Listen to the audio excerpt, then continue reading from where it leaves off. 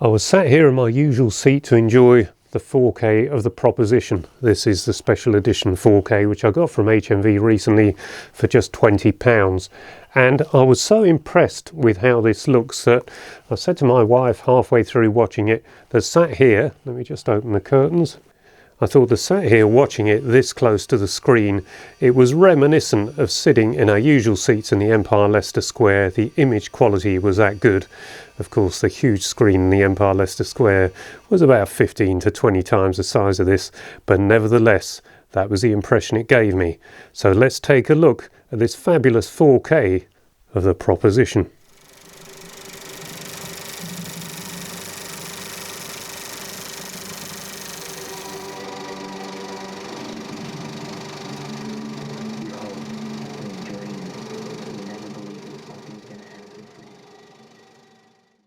Yes, at the Empire Leicester Square we used to get the most wonderful consistent quality week after week whenever we went.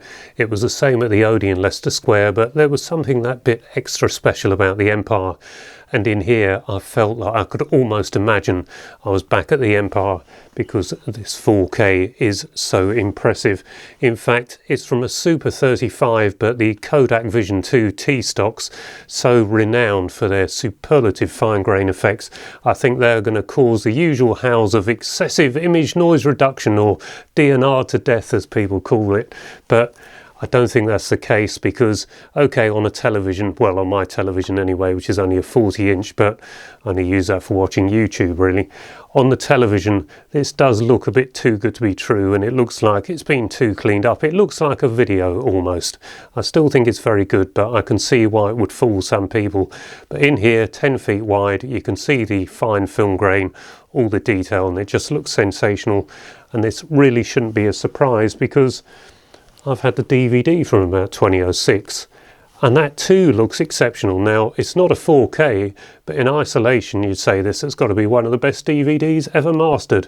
So it's just something to bear in mind, that you might think this one's too good from Super 35, but it's those Kodak T-stocks again creating something wonderful.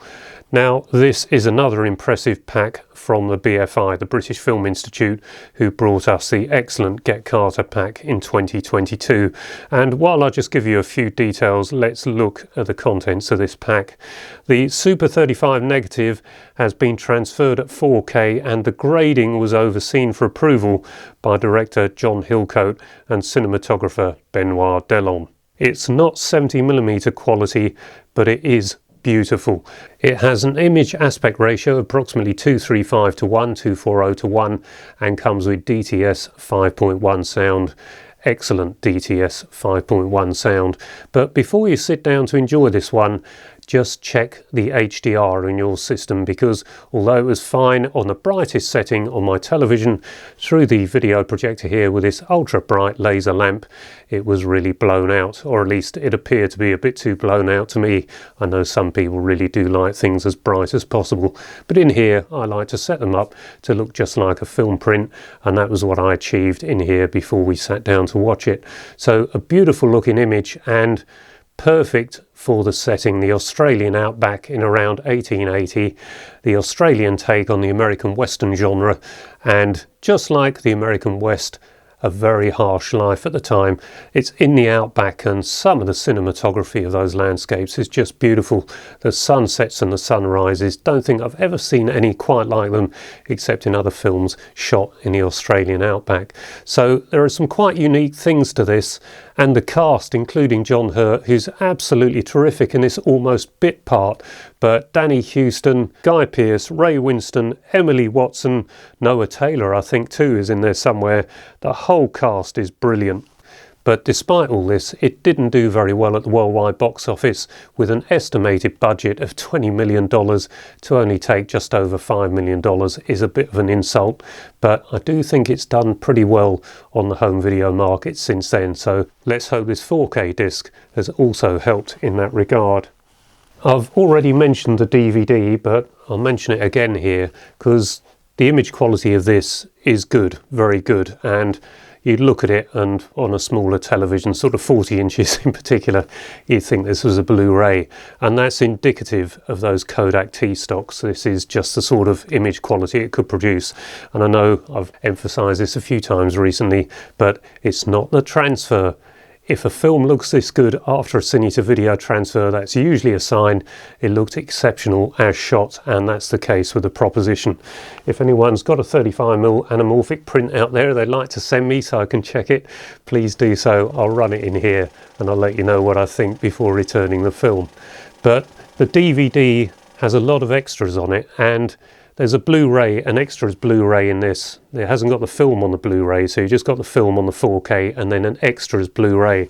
But all the extras on the Blu-ray are on the DVD. So if you've already got the DVD, you've already seen these before. However, there is a new extra shot especially for this release on the 4K. That's a conversation between director and writer, Nick Cave. However, I found that quite difficult to watch because it appears to be a recording of a telephone conversation, just to images and on-set stills when the film was shot. I would have liked to have watched all of this, but I found it a bit hard to listen to. I would have at least edited some of the pauses out and the ums and ahs and made it flow through a bit better. So that one may not be to everyone's taste, but perhaps when I do finally get the chance to watch it all the way through, I think, my word, that was wonderful. I thought the most interesting of the extras was B-roll footage. This is a different sort of extra.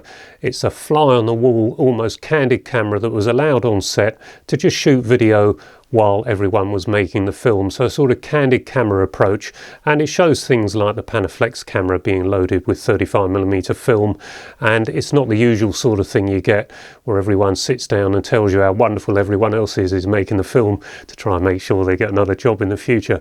This one's different. It's just how the film was made without any sort of standout interviews in it or anything like that.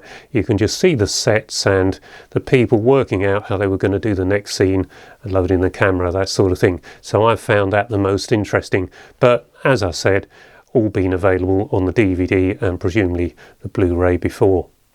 But I thought I should make this video because I was so impressed with this one, and the pack itself makes it even more special. But I have liked the film since I first saw it in 2006 on DVD. I didn't see it at the cinema. Shame really, because I would have liked to have seen a master print in the West End.